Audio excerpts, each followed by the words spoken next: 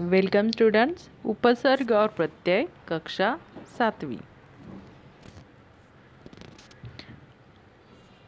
भाषा की ओर दाएं पंख में उपसर्ग तथा बाएं पंख में प्रत्यय लगाकर शब्द लिखो तथा उनके वाक्य बनाओ।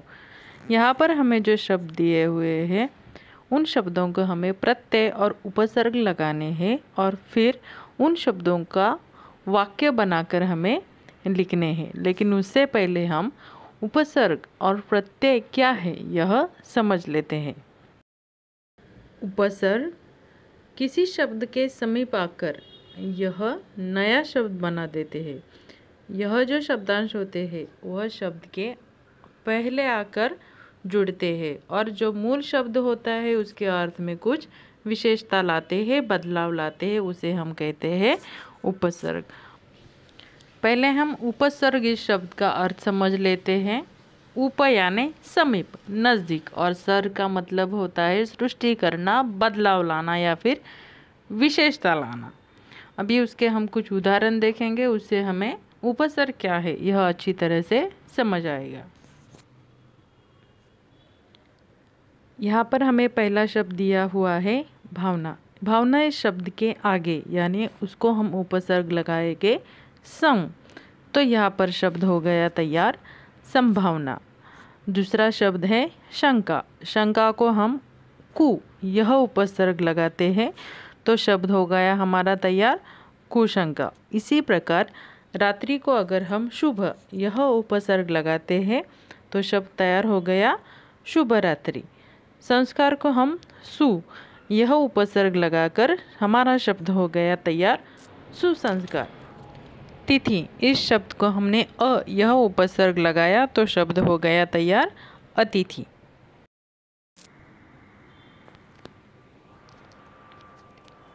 प्रत्यय। प्रत्यय यह ऐसे शब्द है जो शब्द के अंत में जुड़कर आते हैं और फिर प्रकृति के अनुसार शब्द के अर्थ में परिवर्तन कर देते हैं। प्रत्यय यह शब्द दो शब्दों से मिलकर बना है, प्रति और अय। प्रति का अर्थ होता है साथ में पर बाद में और अय का अर्थ होता है चलने वाला। प्रत्यय का अर्थ हो गया साथ में पर बाद में चलने वाला। कुछ उदाहरणों से हम प्रत्यय और समझ लेते हैं।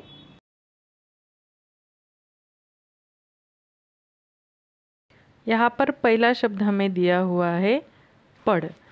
पढ़ के आगे हम अना यह प्रत्यय लगाते हैं तो हमारा शब्द यहाँ पर हो गया पढ़ना। रंग। रंग को हमने प्रत्यय लगा दिया इला तो शब्द हो गया तैयार हमारा रंगीला। इसी प्रकार आगे दोस्त को लगा दिया हमने ई तो शब्द हो गया तैयार दोस्ती। भूल। भूल को हमने प्रत्यय लगाया अक्कड़ तो शब्द हो गया तैयार भुलक्कड़।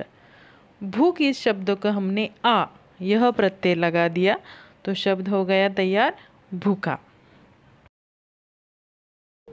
इस प्रकार हमने उपसर्ग और प्रत्यय तो समझ लिया। अभी हम फिर से अपने प्रश्न की ओर चलते हैं।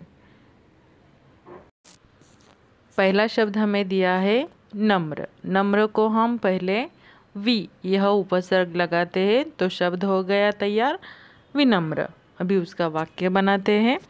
सागर विनम्र होकर बात कर रहा था।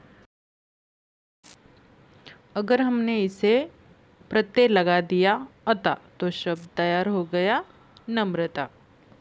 नम्रता ही है जिसने मनुष्य को देवता बना दिया। दूसरा शब्द है यहाँ पर डर। डर को अगर हम नी यह उपसर्ग लगाते हैं तो शब्द हो गया तैयार हमारा निडर। सीमा ने निडर होकर सबके सामने चोर की पोल खोली। अभी हम डर को प्रत्यय लगाते हैं आवना तो शब्द तैयार हो गया डरावना। आज मैंने एक डरावना सपना देखा। अगला शब्द है यहाँ पर जल।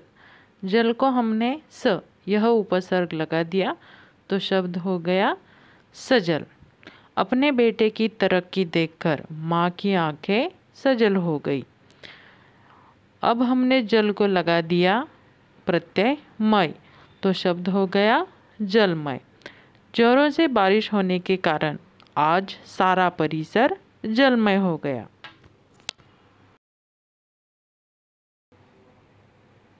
अगला शब्द है साहस।